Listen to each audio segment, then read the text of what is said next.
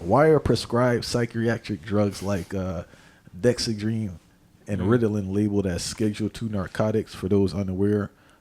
Example of Schedule 2 narcotics are morphine, cocaine, oxys, methadone, fentanyl are all categorized as Schedule 2 narcotics. What's that about? If people really want to look at a major causative factor as it pertains to our negative condition being perpetuated in this country particularly, you have to look at the area of psychiatry, mental health, and the prescription drugs.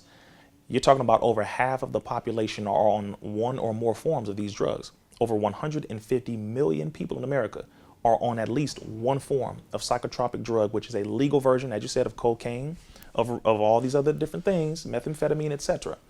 I'll give you an example. Not only Thorazine, not only Paxil, not only Zymbalta, not only, Rexulti, which scientific name is Brexpiprazole. Tyrese, for example, when he was on Rexulti, that's when he had all of his fits. That's when he was crying hysterically and he was going to social media. Oh yeah, Rexulti, he had all that. And he said he had to call his therapist and get off of that because it was making him uncontrollably emotional. He noticed it. Here's the crazy part. All of those drugs, all of these Schedule 2 narcotics, all of those that are legal have every type of effect you can imagine. And then a whole list of ones that you can't imagine. They've estimated that over 50% of all people that commit mass shootings right now in America are on at least one or two psychotropic drugs. Oh yeah, at least one or two of those. They have even admitted that yes, we have cured 0 people. 0 cures. But you have all these people on these drugs. You're making over $3,000 every minute of every day. And you are helping 0 people while telling people they have a mental disease that you have yet to prove. This is how you have the biggest gangsters in the world, the biggest drug dealers in the world. Can't nobody on no corner in no hood push what psychiatric drugs have pushed, what pharmaceuticals have pushed, what that whole industry of so-called mental health has pushed. The drugs are what drive it. If there were no drugs, they'd have to actually focus on helping the people directly and addressing your mental issues, not from a chemical perspective, but from an actual emotional perspective, a traumatic perspective, a family historical From a perspective. society perspective. A societal perspective. Yeah. The real causes, not saying, oh yeah, well, this drug is going to kill you. How can you give me a physical solution to a mental problem? The mind is not physical. So how the hell is this drug going to help me? And if it did help me, then that means I would no longer need the drug, which means you would lose money. So do you want to, it's a conflict of interest. So you sure? It's a game. You're talking about fraud at the highest level, bro. The area of psychiatry, and particularly not just the field of mental health, because not all therapists, not all psychologists, no, but in particular the area of psychiatry, and it's not all psychiatrists that know this, but that field is so heavily steeped in the system of eugenics, so heavily steeped in the history of dehumanization of human beings, to where when you finally learn about it, the very nature of it does not allow you to cure nor actually address actual root causes. Because if you do that, there will be no need, no requirement for the drug. And you will only be able to address the human being. Once you address them, they will no longer be a customer anymore. And I have a second part I want to tie in regards to the criminal system, right? Mm-hmm. You just mentioned mass shooters on this. Yes.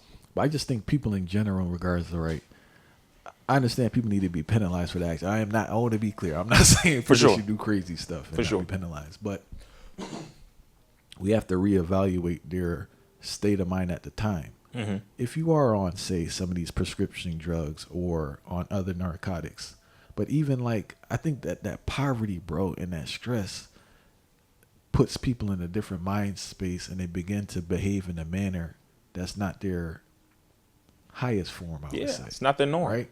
So with that said, do we have to factor that more into the criminal system in regards to people's mind frame? I know people plead insanity, some are insane, some play games. Mm-hmm.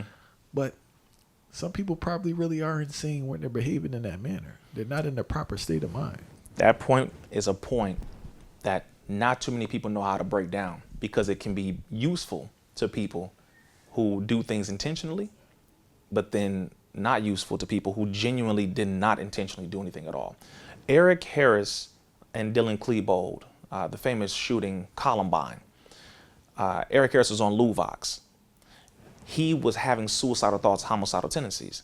The Batman movie theater shooting, white dude with the orange hair, he was on multiple psychotropic drugs and had been under the care of a psychiatrist for over 10 years. The Las Vegas shooter, he was on multiple psychotropic drugs. You name it. The Virginia Tech shooter way back then, and a lot of them today. But here's the very quick key about all this. If they were black men, could they plead insanity? That's just the point.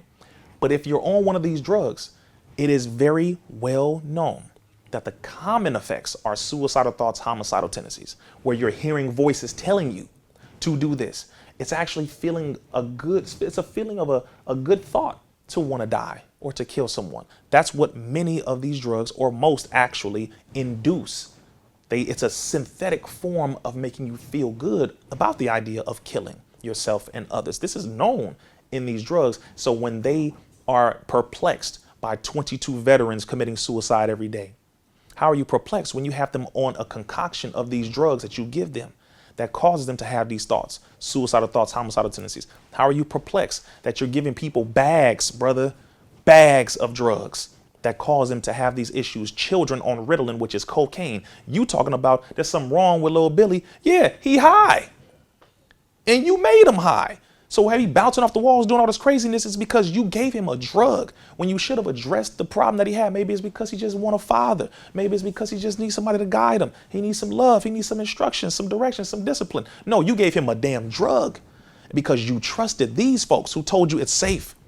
And so they didn't know, some of them, most of them do, but the paycheck is too damn good. The industry is too big. And the only way it's going to stop is when somebody on the inside comes out and blows the whistle on it. Same way on every other thing. When it hits them personally, that's when they come out and start exposing it. But it's a very real thing, brother, that pleading insanity is definitely factual in many of the cases because these people were not in their right mind. So let's make this clear. We have to be, like you said, we have to be very specific. Put it in context. But think, bro, you work with gang members. Yeah. They not in their right mind. No, a lot of them are not. It's the reality of it. Yeah. It's a mixture of things. It's a mixture. It's the trauma, it's the weed, it's the synthetic, GMO, medical cannabis that you think just got natural THC in it. Do you know how? Okay, all right. I gotta mention this here. The medical marijuana, brother, today is far from this natural weed that we knew in the 90s and the 80s and all the way before. No. What they got today is spliced with so many chemicals, spiked with so many chemicals that many of those chemicals in this medical marijuana are causing the psychotic breaks. A lot of these brothers are going crazy just off of that. And they're like, well, no, he didn't have nothing else. He wasn't on nothing. THC too high. The THC is extremely high. What's it called? Psychosis or something? Absolutely. Yeah. It's causing mental psychosis, straight mental breaks. These brothers they're off. Again, I'm specifying the medical marijuana. If your enemy approves something, you should not partake in it. Don't touch it. What I found weird was I stopped smoking in 2016, but I smoked a lot of weed in my life, right? Mm-hmm. And I thought it was weird when people got aggressive smoking weed. I thought that was like a liquor thing. Come on, brother. But you burning herbs, the last thing I want is confrontation. You know what I'm saying? You would think that's some coke or some PCP? That's the last thing on my mind. And like dudes say, so they say they just burn an herb and they got a whole vibe to them. So yes, obviously they either mixing it with something, mm-hmm, and some say they're not. So it must be something in the weed, bro. Brother, people don't want to look at the truth of that because we got a lot of our people that smoke and they just want to smoke. And it's like, brother, all right, you know what? Here's my challenge to everybody who smokes weed. Take it to a lab. Take it to a lab. You know that dime bag, whatever you got, that half that your homeboy got from your supplier, take it to a laboratory. Actually take it to an unbiased lab somewhere far away. Have them research this, break it down. Go back in a week or so. Get the full analysis of every chemical that is in what you got that they said they grew and there's nothing else in it. You will be shocked to find all the chemicals that are in it. And don't lie to yourself. Be honest when you see it. The majority of smokers ain't never been to a damn lab. They never handed nobody nothing to put in a lab. But they say, man, this is natural, blah, blah, blah. And some of y'all gonna get mad right now in the comments. I don't give a damn. I gotta help you. Google EA2233. Google red oil. Look at how the military was experimented on using marijuana. Look at how George Soros invested in it. Look at Prop 64 in California. Look at how Tommy Hilfiger invested in it. Look at how Bill Gates invested in it. You need to know what you're dealing with here. Seriously. If you want to be honest about it, cool. If you want to smoke, that's your deal. But smoke responsibly. And that includes being responsible with what you know. Because once you find out what I'm telling you, then you'll be like, damn, you know what? Now you got to make a decision. Some of us got to confront life, man. I'm from Compton. We got family in it, but most of my family don't smoke no more because they figured it out. So it's out of love, but you gotta know the truth, brother. Once this enemy approved marijuana and Monsanto got their hands in it, I knew for a fact, and I told people this, pharmaceutical companies are going to switch their investments, specifically tobacco companies, are going to switch their investments into marijuana after it gets legalized. As a matter of fact, they helped to legalize it by funding it because they were getting too many lawsuits with the tobacco industries. They got too many. I'm talking about tens of thousands of lawsuits. They were losing money left and right. And they said, we need to switch our investment into something that people are going to accept, that people are going to push faster, smoke faster, have the least amount of resistance to. And what was their magic cash cow? Marijuana. Boom.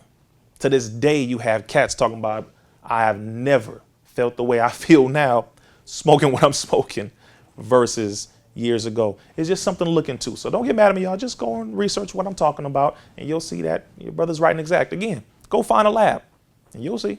Many studies that they have come out with now, and a lot of people in the cannabis industry have figured this out because, you know, they're trying to be more responsible for their clientele and their customers than the pharmaceutical industry.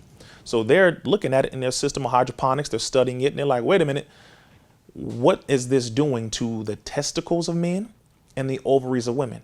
There are many studies that have come out demonstrating what it is doing in a negative. It is reducing the motility of sperm cells, meaning it's reducing the energy of sperm to swim against the current within the womb of a woman to impregnate an egg. You say the sperm weak? Yeah, brother, I'm telling you, it's weakening the sperm. You think your stroke game is good, and your sperm is like, telling you, it's a very serious thing. It's really. We are dealing with scientists of evil, bro, and we have to admit that. We have to admit that we are still dealing with this same enemy. We really are. Your enemy's not going to say, oh, yeah, you want to smoke weed? I'm going to legalize it. I'm not going to let your uncle out. I'm not going to let your grandmama out. I'm not going to let nobody out, really, who we locked up for having it, but we're going to let our counterparts invest in it. Some of y'all can invest in it. Matter of fact, it's a booming industry. Get involved, sure. Hemp oil, hemp seeds, all that kind of stuff. Great, cool. But we're not going to tell you everything that's really in this. And that's what I want people to look at, is just look at exactly what's in it. Separate everything. Look at the CBD versus the actual just plant by itself.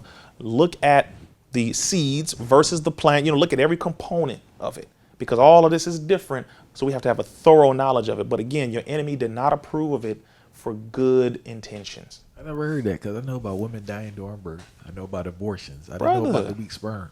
Brother, I have to know. My duty is to know these things, to let our people know. Now, again, if you don't take it, that's cool, but I'm not just going to spew some stuff out here. I'm from Compton. I grew up in my whole family. I finished smoking weed at 9 years old. That's how late y'all are. I done did that. I'm done with it. I'm good. Got high a couple times. Good. Finished drinking alcohol at 9. Like, really, I was done with this preteen, bro. I was done with it. I was like, all right, cool. It ain't for me. Some people, they're like, well, it's for me. All right, if it's for you, learn about it. Like, really, and don't run away from the ugly facts about it. Really learn about it and be honest with yourself. That's all.